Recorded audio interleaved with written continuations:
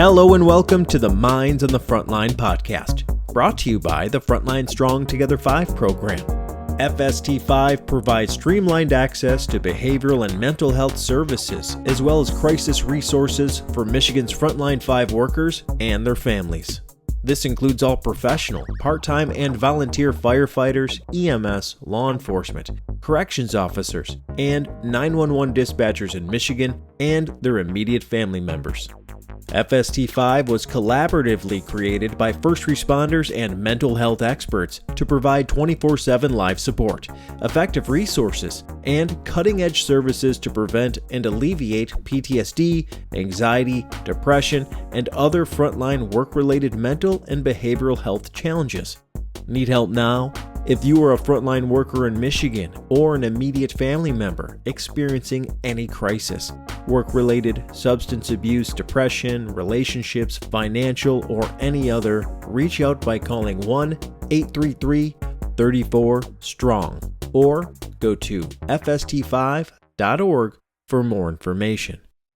I'm Jeff Lassers, one of the hosts of the Minds on the Frontline podcast, and I'm a professional firefighter, paramedic, educator, and content creator.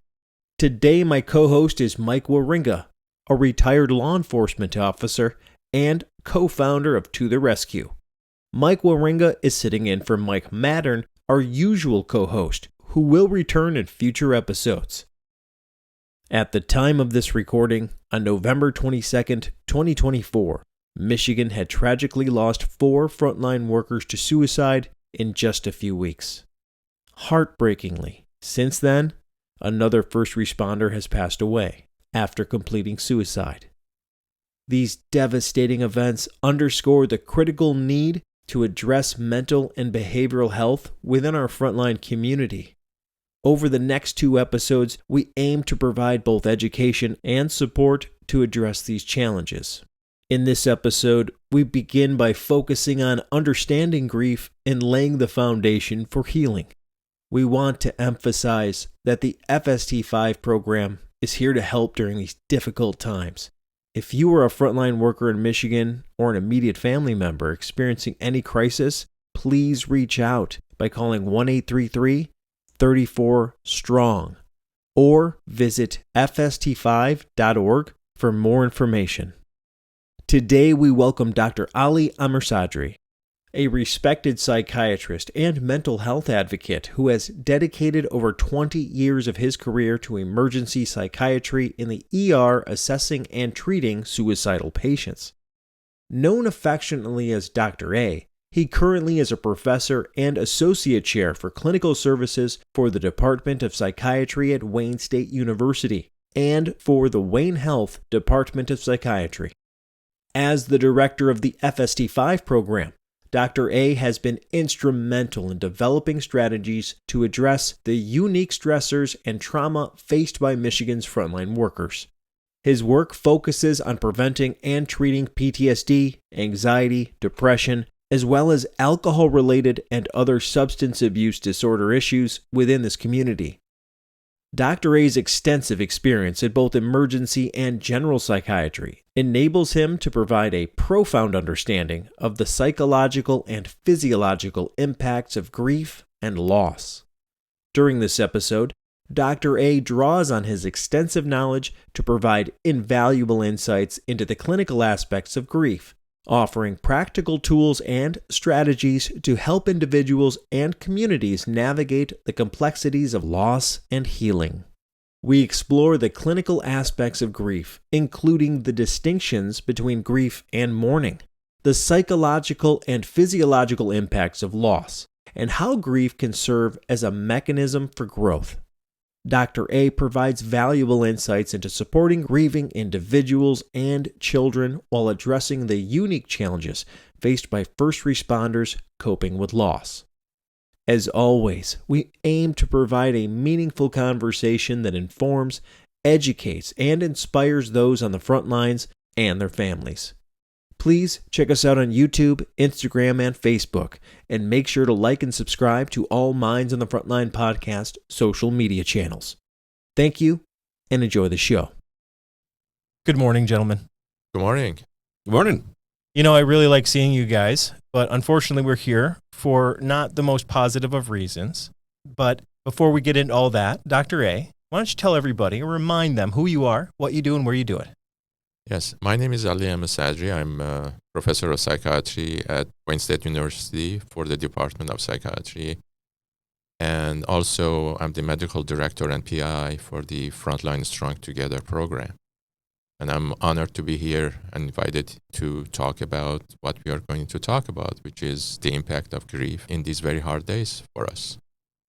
Unfortunately, we've seen, I believe, 4 suicides in the last about week and a half. Yeah. And that is specifically frontline workers in Michigan.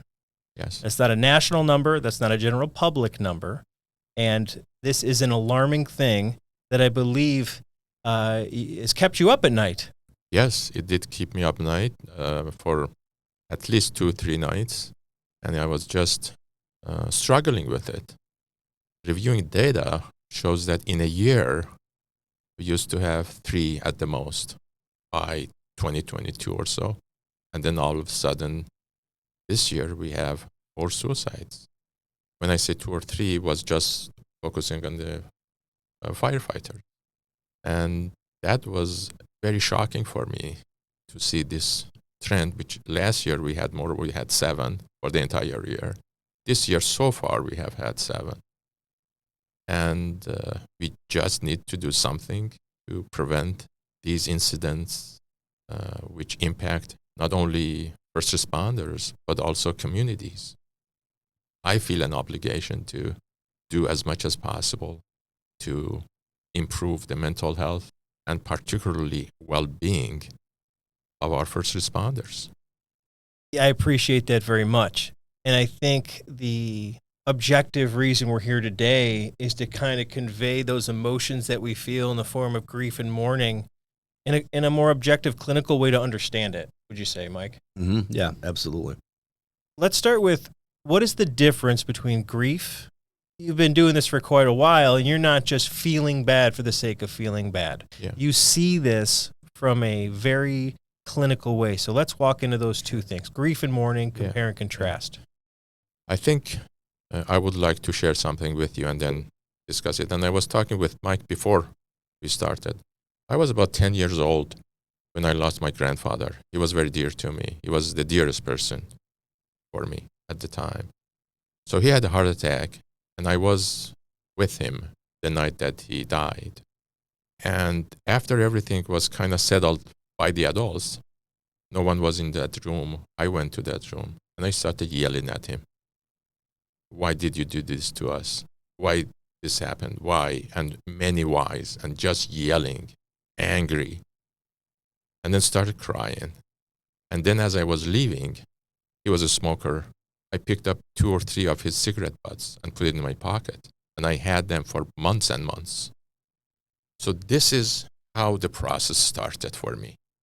I still think about him. Not bad thoughts that I lost him. Good thoughts that big impact he had on me, and how lucky I was that I had him in my life. So as I'm describing this to you, I'm describing a process which started a long time ago. This process is the one which we call grief. So grief is the process of mourning. So grief is the process. Mourning is the behavioral, emotional, cognitive, physiological impact that I'm going through. I mourn the loss of a dear one. Now that dear one can be a person, can be a pet, can be a dream that I had, can be wishes that I have, can be some object that I dearly like, anything. So the intensity and enormity of that grief is different from one person to the other. And at the same time, all of them invoke the same mechanism, the physiological mechanism. And the intensities of emotions are as such that at times they may engulf us, and at other times may just make us sad, and other times happy and smile about it. So this is how I can describe to you the difference between grief, which is the process, and the individual experience, which is the mourning side. Doctor, you talk a little bit about anger Yeah. in this, and a lot of times it seems like it's a very common reaction, especially when we talk about a suicide, Yes. where there's anger towards the event or the individual. And then how does someone go from working through the anger to then maybe that grief process or that mourning process starts to change to the love of the individual or the love of the loss or the memories of that individual? One of the things that we need to realize is that emotions in general are gifts to us. That gift we need to learn how to use. Some people will stick to a particular negative emotion and they can never let go. But at the same time, they'd forget that this is an alarm that nature has given you to do something about, not to just hold on to it. There are multiple, in fact, categorizations for anger, and they have identified many things. In the beginning of witnessing or going through a significant loss, you are shocked. You are almost frozen. You don't know what you need to do or say. You are bewildered, confused cognitively in your mind. As this settles down, then it comes another phase, which is called denial, as we know. And denial is something that some people will just hold on to for a long time, sometimes years, and just deny the emotions inside and deny that something happened. Move on. Maybe they will destroy their relationship with the family even, and they move on and go somewhere. Because the process of mourning is as such that for some people, they can't take it. They cannot go through the pain of it. So let's assume that someone has his denial or didn't go through the denial part. Then it comes what you mentioned, which is anger. The example that I gave you, because I was shocked when I saw his body in there. And then anger came, and I started expressing my anger. Then, as I was leaving, and I knew that I had to leave that room or leave him in that room, as I mentioned, I grabbed on those cigarette butts. That is called a transitional object. In other words, I kept something from him that I could keep because I was not ready to let him go, even it was that cigarette butt. And that is something which we hold on to. It's like the blanket that the kid has and doesn't want to let go. They don't want it even to be washed, for example. So it's the transition from leaving to feeling secure again. Because when you have a loss, all the certainties that you have had is gone when it relates to that individual. All the predictable relationships that you had, even bad, you can't let go. So the anger is a healthy expression of love that you lost. And you want to keep on having it. It was making you feel good. It was rewarding you when you saw the face of the loved one, when you smelled the loved one, when you talked about the loved one or you talked to the loved one. Every single part of these will give you a reward in your brain. Dopamine releases. And you feel, in other words, quote unquote, good. There's a release of a hormone which is called oxytocin, you guys have heard. That is the bonding hormone. So when the loved one is gone, that release is gone. We don't know why we get angry and mad about it. Why did you do this to me? How dare you? Right? Because the brain says, I want this. You can't let him go. So you go through a withdrawal. And that is very, very physiological inside. So many happening. At the time, so many happenings are just going on in our body. And that's why we have those reactions. So the anger is a symptom in saying, well, you got to let go a little bit. You got to distance yourself a little bit. And so on. And some people, they can't let it go. And they stay there. And that's why we call it, they have complicated grief. Right? So the anger is a healthy expression. Some people take the anger to violence and destruction. Some people will project that anger onto others and start blaming others. And that's how it breaks families. And I have seen it so many times. For example, when I'm at the hospital and I see fighting when someone is deceasing or deceased, and sister and brother get into it and all these things, because both of them are losing the person, but they're blaming the other for whatever it is. And we have seen it many times that families break up after someone is gone. So it's very healthy. I'm sure you have gone through this yourself as well. Oh, absolutely. And you hear that. It seems to be a common thought that comes up, and people get angry, and it's just one of the phases they go through, and it seems like it can vary. Sometimes I've heard people say, "Well, I was angry for a day, and then all of a sudden I started to process kind of what was happening." But the other part of it is anger comes and goes, like other emotions which come and go. So it doesn't mean that you get angry and then it's gone. No, the anger may come in different intensities at other times. The other part is that some people won't go through any of these phases and just face the reality the way it is. So it doesn't mean that everybody goes through these phases, but these phases happen. In other words, grief is not linear. It has dimensions. It is multidimensional. And some people will have a piece of it. Some people will have another piece of it. Some people will have all pieces of it. One of the, let's call it a version of anger that I've witnessed in frontline workers is the people that didn't know the person that completed suicide. Maybe like they knew of them, or they were somebody local they knew in passing. But there seems to be a commonality of, how could you do that? How could you do that to your family? Yeah. You know what I mean? That's a very common one. So there's like a disappointment. Is that a form of anger? You remember I said, when my grandfather died, I said, how did you do this to me, right? So this is the projection that they do. That's your very close relationship. But the more common version I'm seeing is like, you don't really know the person. You're not connected to them. Yeah. So what it is right now is that they don't know what to do. So when they blame you, they will not feel. In other words, because I can't feel, because I don't want to feel the mourning part, then if I express my anger toward you and say, how did you let this happen? Then I don't feel bad. I don't feel guilty. I don't feel any of the other things. And I'm okay. It's like you've objectively released the blame by doing that. You just project whatever it is onto someone else and you feel good.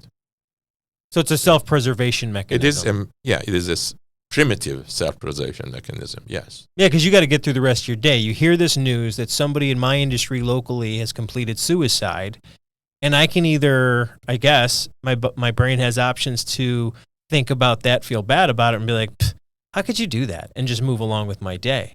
Remember, we have in most cultures or all cultures, we have a judgmental culture. Yeah. We would like to feel that we are above. And that is very, again, primitive. It is so caste-oriented. The orientations of classifications of things come, which I don't want to talk about at this point in time. Having said that, you put yourself above others, and I am so on and so forth, and you are not. Yeah, it happens, and it's very common, in fact. Yeah, maybe a little avoidance, too. Like, I don't have to think about it. Maybe, I don't even feel that way. I just want to avoid feeling that way, so I'm going to put up this wall of and move along. Yeah, because I'm better. Right. So let's get into some of these physiological changes. Well, the physiological changes, we all have heard about stress. We all go through stress. So the start of mourning is very stressful because what the brain wants is predictability. What the brain wants is certainty. So when someone we lose, particularly when it is very sudden, like suicide, the brain is just shocked, as we discussed. What happens? It wants to fight the threat. It wants to bring back the certainty that it had. In other words, an enemy came, has taken away a loved one from you. And what you want to do, you want to fight back. That's how the brain processes it. And because you want to fight back, the stress hormone, all of them go sky high. Those are for fighting. So what happens? When you fight or you want to run away, you need to use your muscles, right? So in order to use those muscles to fight back, the cortisol will go very high. And I have heard you guys talk about cortisol many times. One of the main functions of cortisol is to keep the sugar up so the muscle can burn it. Well, when something happens, that's why, for example, you get angry. Why? Because it will give you the motivation and energy to fight back. So this is how the body, the evolution has made us to feel these issues. So cortisol will go up, the adrenaline goes up, and many other things. These won't stay in there. These will open other avenues. There is something which is called HPA axis. And what happens is that will start going through different parts of the body to discharge hormones. And all these hormones are going to be somehow impacted. For example, the testosterone level under these situations will go down. Your thyroid function will go down, and many other hormones. Why they do that is to preserve you, in fact. All these, the attempt to bring back some certainty to your life.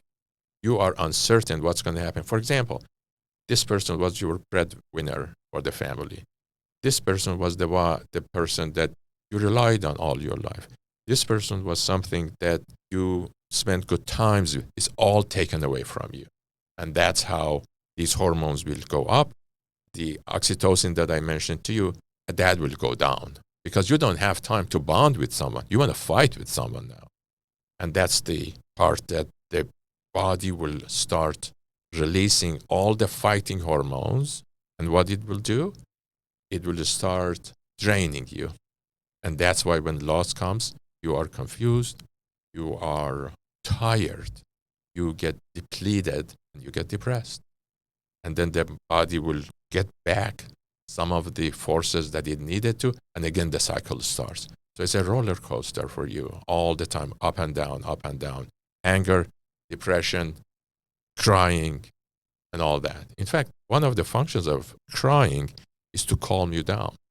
So many times when I have patients, if they start crying, I won't give them any tissue or anything because it's healthy. They have some tissue next to them. If they want to use it, they will use it. But if I give it to them, it says that I don't want it, I can't take it. People want to cry, they have to cry.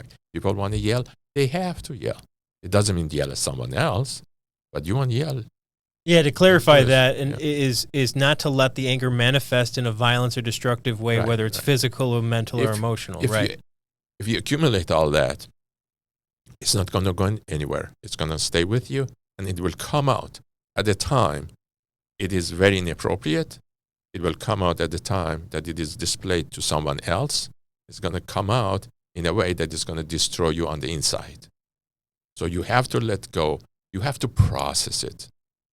We, as human beings, have the best way to process, and that is talking about it. A grieving person wants to talk to you. Listen. Don't talk back. Just listen. You don't need to say, oh, I went through this as well. No, they don't want to hear it. And probably certainly don't present solutions. Listen. That's all. Listen. Yeah.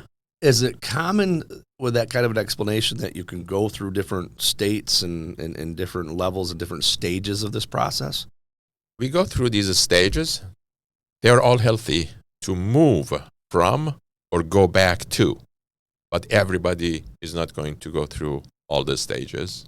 And sometimes the intensities gradually will be reduced because you have processed it. But the best thing that you can do for the grieving person, acutely or chronically, is that to be available to them. Because what we need to do is to make them feel wanted, safe and secure, and having someone to rely on. When the loved one is gone, all the securities with them is gone. All the love with them is gone. All the nurturances are gone. So it is up to us to provide those for them temporarily until they put themselves together and then grow out of it. And that growth is something which is very important. Many people grow out of grief, and in fact, will grow to a more in-depth, comprehensive person that they can be. And some people will never give themselves the chance to experience it. Grief is engulfing, and we have to respect it, mourn what we have lost. We have to give time, but we have to create a safe, secure, nurturing environment for the grieving people to grieve. And it's healthy. It's necessary. You talk a little bit about that process and these stages, but what is the function of grief? Why do we go through this? Such a good question. The function of grief is to make you grow. No one stays on this earth. We change positions in life. At one point, we are father, and we still stay father. But that changes because the individual, the child, will have his or her own child. And you become a grandfather from then on. You transition from a father to a grandfather, for example. Or the mother turns to a grandmother. Your son is the father now. So these transitions all are as such that will let us experience life in different capacities. And that's what grief is doing for us as well. So the grieving process, like you said, can be heavy. And sometimes people experience suicidal ideation or even attempting the process during their grief. Is that normal, for lack of a better term? Normal is that you feel sad, you feel down, you feel depressed, and other feelings that we discussed. And also you become fearful and anxious. Abnormal is to feel suicidal. Anytime, if you see someone who's grieving and is talking about, I'd rather not to be here, take it seriously and support them. If they talk about suicide, take it very seriously and support them. Direct them to seek help. Be available to them. That is something that needs to be taken care of urgently, immediately. I don't want us to jump into some hoops that whoever talks about, which all of a sudden say that you need to see someone, but be very cognizant of it. It is not healthy to feel suicidal. Now what you are talking about is complicated grief. Some people will go through this complicated grief for years and years and years, and then become clinically depressed, in fact. They need help. Some other people will stay angry all their life. They need help. There is something which is called prolonged grief, that you just can't let go, and you're still going on. And the damage, the stress which they go through, the damages that this stress creates for them, it will devastate their cardiovascular system, their central nervous system, and causes cancer for them. These are all proven ones. So nature did not mean for me to grab on to my mourning process or grief. It meant to me to let me know that it's time to let go and move on. How is it that some people are very open and outward and some people are very quiet, but it kind of affects people very differently? Some go through grief very quickly. Some are stuck in it for years sometimes. Yeah. And that goes through our own upbringing and childhood. It depends how we were dealt with as we were growing up. It depends on what environment we were raised, what community, what culture, the availability of love, availability of engulfing love. All those make determinations. If it is engulfing, you can't let go because you're dependent. But it was a love which was measured in a way that was healthy, you can let go easily. It's not easy, but you can let go easily. It depends on my personal experiences, and it depends on what has happened to me in my life. It depends on the imaginations and expectations that I have or I had made. Because we all imagine things. And when loss comes, those imaginations had parts or pieces of them, the presence of that individual. So when the individual is gone, the world that I had made is gone. So I grieve that one as well. So that's how it happened. Now, what about the grief that is from, let's say, losing a loved one to natural causes, like a grandfather that naturally passes at a natural time of life versus accident, suicide, that sudden change? Well, and I was thinking about it these nights that I wasn't sleeping, and the best conclusion that the best example was to compare it with a hurricane. The hurricane comes with these sudden losses and rains and rains. Water is great. Water grows you. Water helps you, but not this water. You were not asking for it. No one anticipated it. And the wind comes, and all these emotions are going to kill you in a way on the inside. And then these thunderstorms and tornadoes which come with it. It just is so engulfing. It is so, in a way, unnatural for this body that I can't take it. Why? They say, take shelter when the hurricane comes. Leave. But when this happens, you didn't have a chance to leave. You just witnessed this hurricane and rupture of emotions, which a life is taken. And it is so engulfing and so encompassing that no one can deal with. And that's why the presence of a nurturing, understanding support is irreplaceable. Be available. So I have little kids, right? And they're going to experience losses. Hopefully not me anytime soon, but they're going to experience losses. So what can I do for them when that time comes to allow them to feel the grief, to go through the process as normal, but to come out the other side stronger, that post-traumatic growth? Yeah, that's such a good question. I know you, Jeff. I know you're available to your kids. Yes. So what needs to happen is that be more available to them. And let them talk when they start. When they question you, respond, answer. Don't say, I don't have time, I don't want to talk about it, or any of these. Say, what do you mean by what you are asking? It seems like you miss so-and-so. Tell me about it. Let them cry if they want to cry. Be with them. Hug them. Kiss them.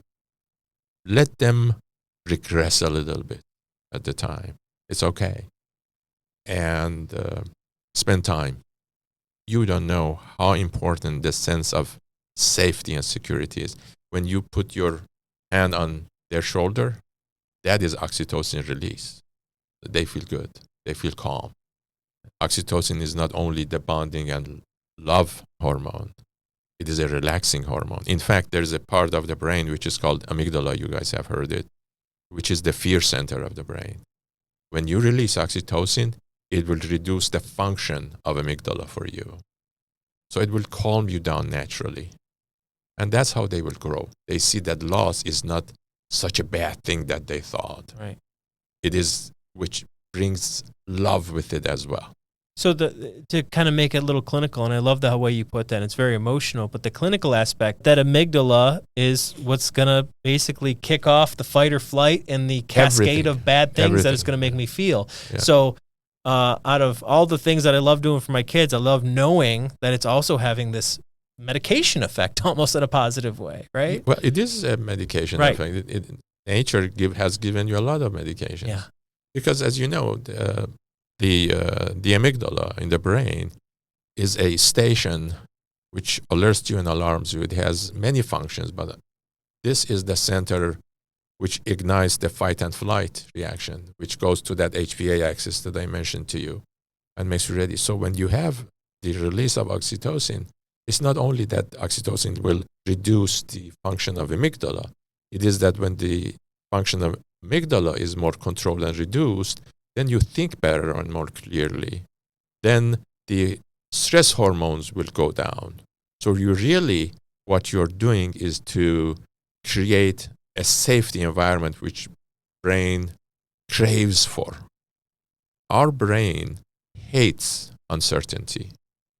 One of the things that I do with kids, for example, or I always tell parents to do, is encourage the child to draw and let them draw, because when they draw their emotions. It will be through a sun, it will be through a flower, it will be through something, else that I want to talk about right now, because I have seen pictures that kids are drawing very sad and concerning things, but they are drawing it out instead of burying it inside them. And that's when a good therapist will talk to them about it, and you get it out of their system. I ask them, for example, to tell stories, and then they say the stories will be that they are an actor in the scenario that they are making, but they have a different name for themselves. So they talk. So it depends on the age of the individual as well. Well, I sure can't thank you enough for your explanation, and I learned a lot on this whole topic for personal life and things that I've gone through. But one thing that I think is very unique when we're talking about working with peers, if we have a corrections officer or a dispatcher or firefighter, EMS, a law enforcement officer who commits suicide, is there anything that you can add to what we've already discussed, and how do we be there for that peer, or what resources or how do we help a peer when you're talking about a helping profession? Yes. We're very good at helping other people. Yes. But when it's a peer, Yes. what do we do? Yes. First of all, when suicide happens, it doesn't stay within the family. It impacts the whole community and city probably, and state, in fact. Look, I'm very far, and I haven't been able to sleep for some nights. So what happens is that the impact is everywhere. The friends and the colleagues also go through the loss and the process of grief. They want to mourn as well. The issue is that they need help. They want to help, but they need help as well. And that's why it's so important that we get together and talk about things. Our peers are there always to help. So that's one of the reasons, for example, for the Frontline Strong Together, or FST5, we are providing training for all peers across Michigan to be able to be available to them. But also those peers need help, because how many times they have to face something, and every individual has a limit. So the peers need to learn to talk as well. I know that many of them have therapists, but we can listen to each other. The most important one thing, if I may say, is that, let me give you some data. In 100,000 person in a year, general population 10 to 15 suicide. Do you know who has the highest rate of suicide among people? People who are alcoholic, people who drink, 400 to 500. The second place is people who use drugs, 400. Drugs, I will involve or include painkillers as well. The third place is depression, 300. The fourth place is PTSD, 200 a year. You combine first responders, I have seen a good number of them have alcohol problems, have depression, have PTSD. So just adding this up, it will tell you how important it is that we take care of our first responder. And the other part, those who are seeking help are the courageous ones. Heaven knows how many are there who are suffering more, and they are not asking for help and talking about it. They need to learn. We need to learn to talk. I needed to learn to talk. It is extremely important that we create a safety environment for them to talk. Courage is talking. Courage is not talking. I don't know that we could end it any better, so I think we're going to leave it right there, sir. We tremendously appreciate your time today. I tremendously appreciate the time that you gave me. Thank you. Thank you. All right. Thank you. Thank you for joining us in this episode of the Minds on the Frontline podcast. Today's conversation explored the complexities of grief, the distinction between grief and mourning, and how understanding these processes can help us heal and grow. We shared valuable insights into the psychological and physiological impacts of grief and provided practical strategies for supporting those navigating loss, especially within the frontline worker community. We want to take a moment to express our deepest sympathies to the departments, communities, families, and friends who have tragically lost a first responder to suicide. These losses are deeply felt, and our hearts go out to everyone grieving during this difficult time. Please know that you are not alone. Resources like the FST5 Program are here to provide support and help guide you through these challenges. Remember, if you or someone you know is struggling, we encourage you to reach out. The FST5 Program offers 24/7 live support through our website, fst5.org, or by calling 1-833-34-STRONG. Together, we can create a culture of resilience, compassion, and hope for our Frontline community. Thank you for listening to the Minds on the Frontline podcast. We hope this episode has provided meaningful insights and support. Please check us out on YouTube, Instagram, and Facebook, and don't forget to like and subscribe to all Minds on the Frontline podcast social media channels. Thank you for listening. Have a great day.